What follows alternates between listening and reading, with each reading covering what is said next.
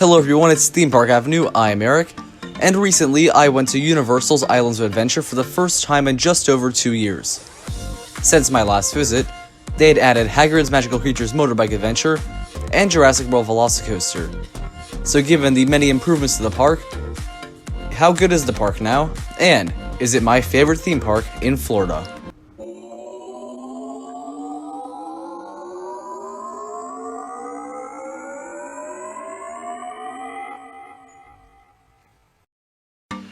Before we get into the ultimate review of Islands of Adventure, please subscribe to the channel if you've not already so you know when new coaster content comes out. I do rankings, reviews, analysis videos, and all sorts of other stuff. But now let's talk Islands of Adventure. And is it the best park in Florida? I'm sure for some of you the obvious answer is yes, no doubt, hands down, by a long shot. But for me it's different. You see, I value thrills over theming, because I personally go to a park not really to be blown away by immersion, but to just have a fun time. And Busch Gardens Tampa knocks that out of the park. It's one of my favorite parks. From great roller coasters to fun animal attractions, it's fantastic. So, Islands of Adventure, it's going to be very hard for it to beat this. But let's get into the style of review that I'm going to do here. I'm going to go through my whole experience, talk about some overall aspects of the park, things like layout and food, and I'll do individual rides as I go through my experience. So let's start with driving up to the park. It does take a little while to get actually into the parking lot because it's a bit of a complicated system because it's a big resort, but I did like driving by and getting glimpses of VelociCoaster and Hulk and Dr. Doom's Fearfall, which looks different now. They got rid of the weird golden spikes on the top, and now it's just black towers that don't look as good, but we'll get to that later. Anyway, once I'm actually at the park, walking through City Walk is fun. The entrance I took was much closer to Islands and Studios. That works pretty well, because that's the park I'm going to today. And we go into the park through Port of Entry, and let's talk Port of Entry quickly. It's a nice area. Wacky theming, I like it a lot. It really sets the tone for the rest of the park, and the lighthouse looks really awesome. I like it a lot. And then you're in the park, and you look at the massive lake, and you can see the Lost Continent, and Hogwarts Castle, and VelociCoaster. And one point I want to talk about is the appearance of this park. I'm not getting into individual theming yet, but the fact that from pretty much any points in the park, you can see 4 other islands is awesome. If you're looking out at the lake, you can probably see the entire thing. I love that. You can see so much of this park from anywhere else, and I like that this park is honestly a beautiful mess of different themes. I don't mean mess in a bad way. I mean it has a ton of different themes. It's very neatly organized and well laid out. But compared to Studios, which is right next door, and it kind of has just a bunch of concrete and buildings that don't have a ton of theming to them, and the lake that's there seems kind of just like it was added and is not really a central part of the park, because the lake's only in one half of the park. So, Islands has a lot more theming to it also, but as we are walking to our first ride of the day, Hagrid's, which we had not been on yet, we walk through Seuss Landing and Lost Continent, and then through part of Hogsmeade, and I realize the park's not huge. It's very easy to walk through, and it's very easy to get around. There's plenty of paths from place to place. I never got lost once without a map. I didn't need a map at all, and it was very fun. And it's easy to walk around. I actually ended up going through the entire circumference of the park 3 times because it really wasn't that far to go from place to place. But let's talk Hagrid's now. Starting with the queue. Looking at the roller coaster as you walk by the first part of the queue is awesome. It's a beautiful ride to look at. Watching the motorcycles go by with many trees and the awesome architecture and the little lake, it's really good. The queue is also really awesome once you're indoors, because it looks really amazing. The ruins are fantastic.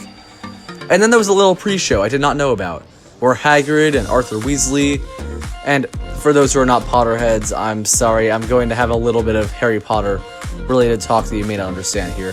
They're talking about the flying motorbike that you are going to be riding on into the Forbidden Forest to see all sorts of awesome magical creatures. Things like blast-ended Scroot and centaurs and unicorns. And there's a bit of a thing where pixies that are attracted to fire start burning stuff. There's a little bit of a spray effect as Hagrid uses a water spell. And that's cool and all. It's an okay pre-show. The fact that his screen's a bit weird because of it being Harry Potter and not like a more modern thing. But never mind that. To the ride. First of all, between the motorbike and sidecar, you will think I'm crazy. I prefer sidecar. I just didn't love holding on to the motorbike handles in this ride. I don't know, something about it just wasn't very comfortable. So I like sidecar more. But now for the actual ride. So theming is immaculate. In terms of thrills, you know what? It's pretty solid. Decently intense, especially in the back row. A few decent turns that are really strong, and I really like that. I mentioned I value thrills over theming, so that is key for how I overall feel about this ride. My biggest issue theming-wise is the fact that when I went, the trees just are not quite grown in enough yet that it really feels like the forbidden dark forest. I imagine a night ride on Hagrid, which I was unable to get, is definitely really, really strong. And that really works with the whole forbidden forest thing. But a day ride, you don't get the whole sense of peril that the ride really is trying to convey until the indoor portion. And spoilers for the ride, by the way, from this point on for sure. But let's talk about the technical elements. The launches, there are 7 of, by the way, all pretty powerful. And once you get into the different theming areas, because there's always like a short sort of break run before launches. I like the fluffy animatronic. The blast-ended Scroot did not shoot any steam or smoke or whatever, but it was still cool. I like the Hagrid animatronic, despite what a bunch of people said. I thought the car with the pixies was really fun. And then you go backwards for a little bit. That's the best thrilling section. And then there's the indoor portion. The indoor portion is amazing. I really love this part. The room is absolutely massive once you're inside. The centaur aiming a bow and arrow at you is really cool. I didn't know what Devil's Snare was because I'm not a huge Harry Potter guy. But when you get tangled up inside of it, and a bit of the interactive thing where Hagrid says, repeat after me, the spell name, before the, spoiler alert, drop track, is really awesome. I loved that, and it's a really fun ride overall. It is actually my 4th favorite ride at Islands of Adventure, and 4th favorite at the whole resort, by the way. That may seem crazy, but overall, it's a really strong roller coaster. It's family-based, and I do like thrills more, so I prefer some thrilling rides, but it's not far off from, like, Cheetah Hunt level, I would say. I do like Cheetah Hunt a bit more, but the ride's theming is fantastic. It's beautiful to look at. The launches are solid. The indoor and backward sections are great. And it's a very nice ride overall. Now, I should quickly mention the line. We got to the park about 10-15 minutes after opening, and the line for Hagrid's was around 30 minutes. The longest I got that day was an hour, and that was by far the longest line of the day. We went on a Thursday, when plenty of people in the area were in school or at work, so lucky us, it was not crowded. Which is why VelociCoaster, which we went on next, had a 15-minute line. Let's talk VelociCoaster. This is probably why you're all here, to hear why, or what I think about VelociCoaster. Well, let's see. First of all, it has quite possibly the greatest entrance sign of any roller coaster ever. Massive with fire and raptor statues and the roller coaster going around it. Amazing. It's really awesome. Now let's talk the actual queue. So I like the screens with Mr. DNA, really good. I like the raptor statues. I like the cool effect where the roller coaster goes by and you watch some raptors run next to it. And then there's the raptor animatronics, which looks so lifelike, it's really awesome. And the screen thing at the end of the line where you see the main characters from the movies, they're just kind of talking, where one says it's a bad idea to put a roller coaster in the raptor paddock, and then the clerical's all like, everything's under control. The big thing is that the ride is themed to being a roller coaster in a raptor paddock. And as weird as it sounds, I think theming a ride to being a theme park ride in a different world is a really smart idea. I really like the theme of this ride. I think it works really well, as it doesn't have to blow you away with not seeming like a roller coaster because it's trying to be a roller coaster. And it does a great job with that. The loading station's great as you actually look out into the first half of the ride in the raptor paddock. That's really cool. I like that a lot. And now the actual ride. The restraints are great. It's just a lap bar, And my biggest complaint with Maverick, which is a similar intimate launch coaster, is the restraints are a bit painful. Not here, fantastic restraints. And now let's talk about the layouts. The first launch is really good, and I was surprised by the ejector airtime and intensity of the inversions in the first half. The pacing was fantastic and way better than I thought it was going to be. I love when you go past the really well-designed raptor statues and they make a sound. I love the design of the raptor paddock and the awesome rock work. It's all really good. And then the second half. The second half's insane. The launch is great. The airtime on the top hat and the slowing down before you go down is really amazing. The inversions are really strong. And you're going kind of around and around the Harry Potter area back to Jurassic Park. And then there's the Mosasaur roll, I believe it is called. I call it the death roll because it is the greatest element, or at least the greatest inversion, most insane element for sure I've ever done. I prefer some airtime moments maybe, but it's just fantastic. Really, really good. Just over the water. I love that this was taken off of Maverick and Cedar Point because it was too intense, and they put a similar thing here.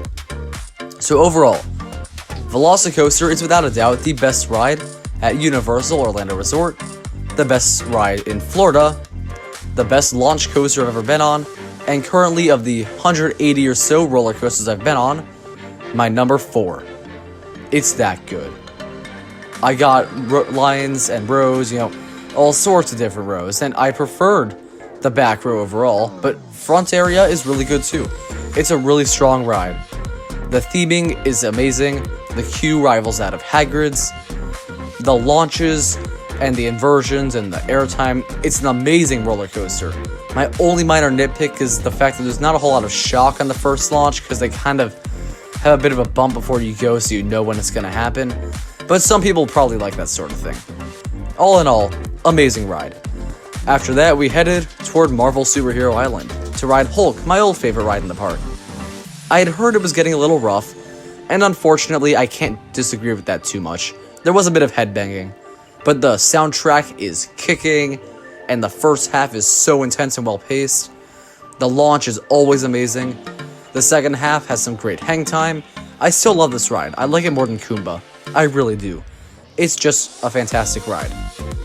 And after that, we rode Spider-Man. Spider-Man is my favorite dark ride in the world. At least before this last trip. After the last trip, I gotta say, it's still my favorite. Gotcha, yep, that's right, it is still my favorite dark ride in the world.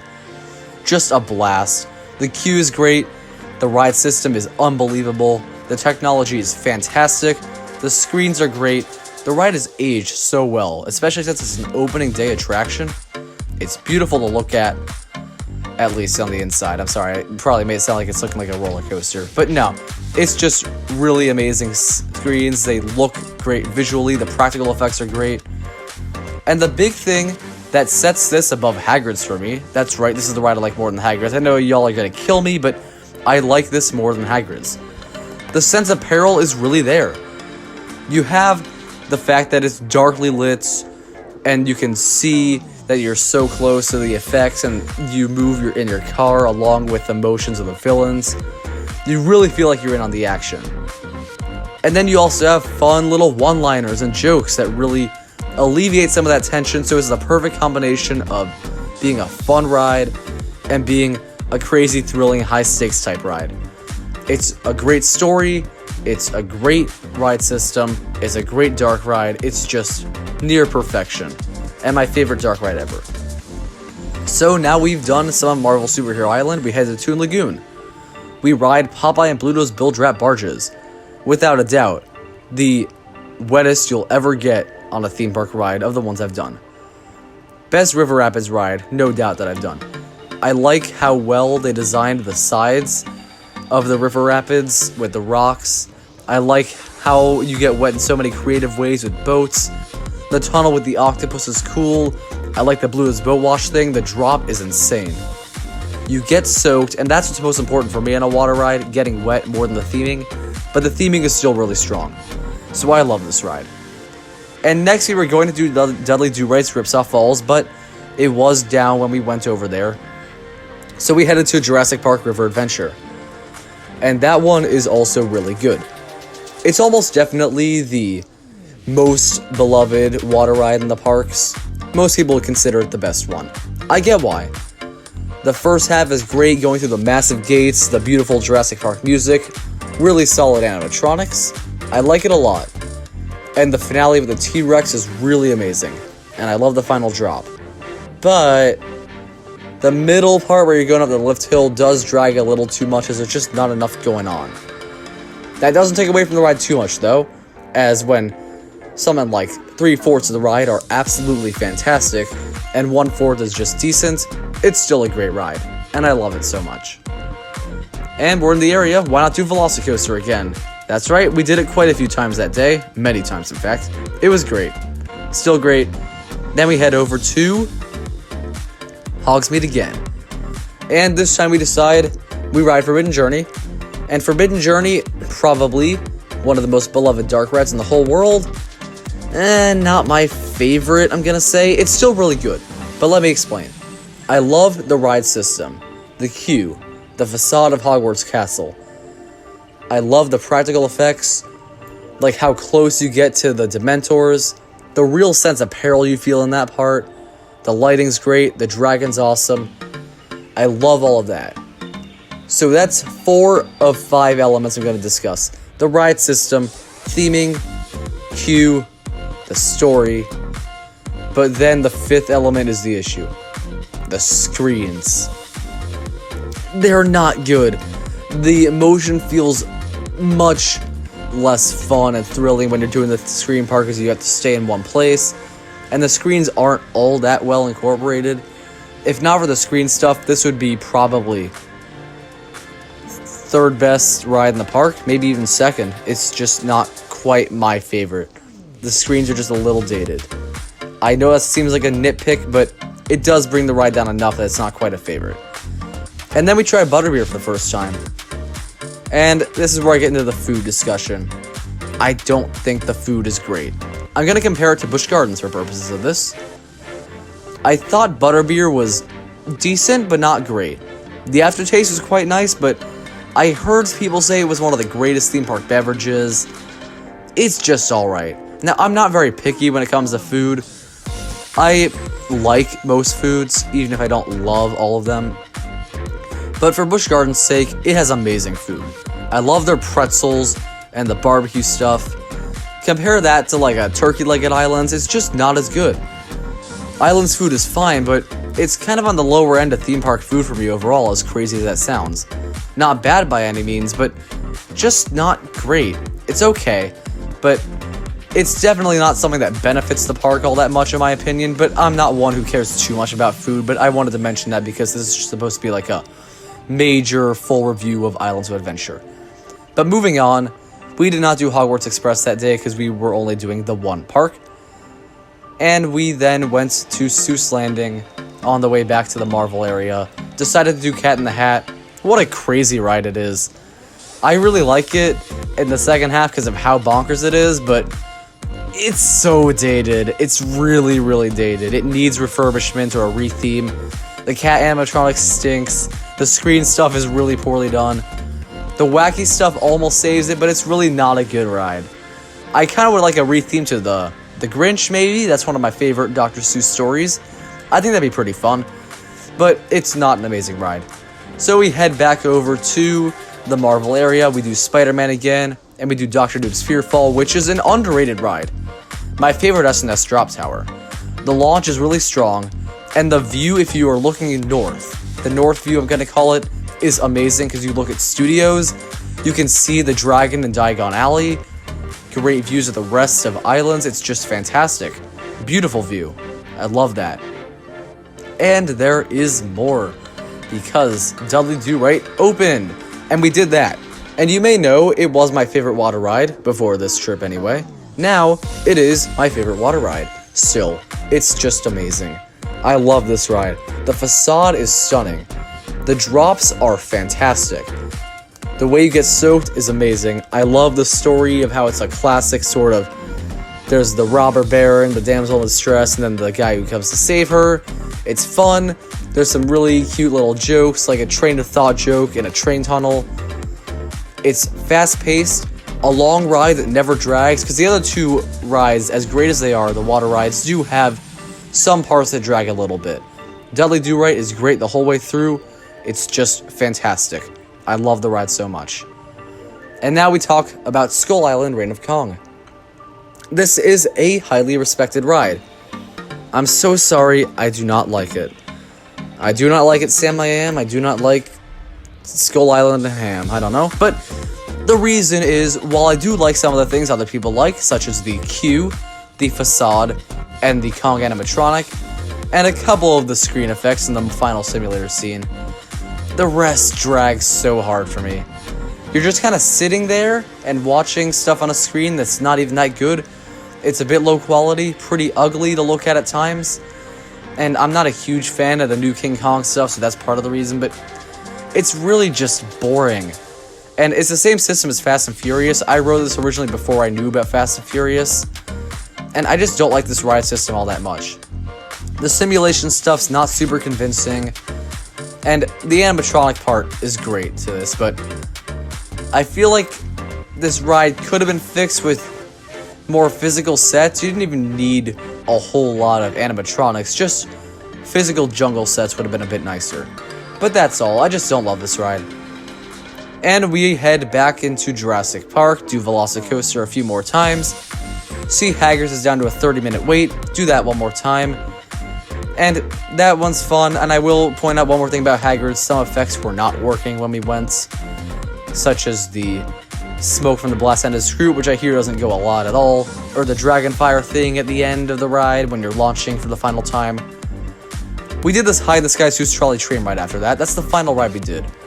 And it has really nice views of islands. It's a Mobius loop, so you get two different rides on it if you do it twice, that is. So that's cool. It's fun. I like it. The views of islands are great, and the rest of it's fine. The narration's not all that good, and it's not the People Mover, by the way. It's not as good as the People Mover, but it's good. So that's all for rides. Let's talk a little about the theming in each area. Port of Entry. Wacky theming I really like. It's really fun, really good. Marvel Superhero Island. Great cartoony feel with tons of rides. And the overlook of the water is just fantastic. It's a really nice area. Toon Lagoon. Though many characters are unrecognizable now, the facade of Dudley Do-Right combined with the crazy wacky buildings is just so much fun. Skull Island Reign of Kong, if you count it as your own area, which I do. It's just the ride, but looks very nice. Jurassic Park, you may think the new Jurassic World theme kind of clashes with the old classic feel of Jurassic Park, but no, it enhances it. The awesome raptor paddock being next to the Discovery Center, it works so well. It looks really amazing. Ultimate mix of the two generations. Second best themed area in the park to Hogsmeade. The wacky buildings, the nice wide open feel, the massive prominence of Hogwarts Castle, and Hagrid's now really ties the whole area together. It looks beautiful. It's perfect. It's way better than Diagon Alley in my opinion. Feels bigger, grander, has a little more attention to detail, and it has better rides. Then there's Lost Continents. Not really any attractions here, but in terms of theming, awesome. I love Mythos restaurant and the way it looks. I love the mix of different themes. It's very similar to Port of Entry, actually, but all sorts of great rock work. And then Seuss Landing is a wacky, fun theme with plenty of great recognizable characters and color. And though it could use a few adjustments, I think, it's still very nice. So all in all, that's all my thoughts about Islands. The fact that there were no crowds really enhanced my experience. I love the rides, I love the theming. Is it better than Busch Gardens Tampa? I should get out of the way, it is definitely in the top 2 parks in Florida. And after this trip, probably my top 5 parks ever. Comparing to Busch Gardens Tampa, it's tough. In terms of rides, there's slightly more rides at Busch Gardens Tampa, but if you're into theming, you'll like Islands rides more. In terms of roller coasters, I definitely think Tampa has Universal beat, because while VelociCoaster trumps anything in Busch Gardens Tampa, you got SheiKra, Montu, Kumba, Cheetah Hunt, Cobra's Curse, Tigress, and some more rides. You only have 4 roller coasters plus Trinidad Flyers if you count that at Islands. But you have some really good stuff. You have Hagrid's, top 50 coaster for sure in my list. VelociCoaster is my number 4. Hulk is near top 25. It's great. Theming, definitely prefer islands. I love the look of Busch Gardens Tampa and the mix of different African themes they have, but the crazy assortments of Marvel and old cartoons and Harry Potter, Jurassic Park, and myths and Dr. Seuss, it easily trumps Busch Gardens Tampa. Food, though not a huge factor for me, I prefer the food at Busch Gardens Tampa. And the other thing is the overall experience. I love just walking around islands more than I do Busch Gardens Tampa, but the animal attractions are fun at Busch Gardens Tampa too, and that sets the park apart from others that I've been to. And you know, though I do have to admit, Islands is the objective better theme park. I prefer Busch Gardens Tampa because I've had more experiences there, maybe. That's probably the main reason, but I love Busch Gardens Tampa. And I have to say, if I could only go to one or the other, as amazing as VelociCoaster is, I'm going back to Busch Gardens Tampa. It's really close, and I'd say with that being my 3rd favorite theme park, Islands is my 4th favorite park of all time. It's fantastic, but I'm just a huge Busch Gardens Tampa fan. Keep in mind, Islands is the best park in Florida. Even if I prefer one, it is, without a doubt, the best theme park in Florida and one of the best theme parks in the world. And that is my full review of the park. Thank you for watching and sticking to the end if you have. I hope you enjoyed this video. Please subscribe so you know when new videos come out. I have plenty of more content on the way. I'll see you next time.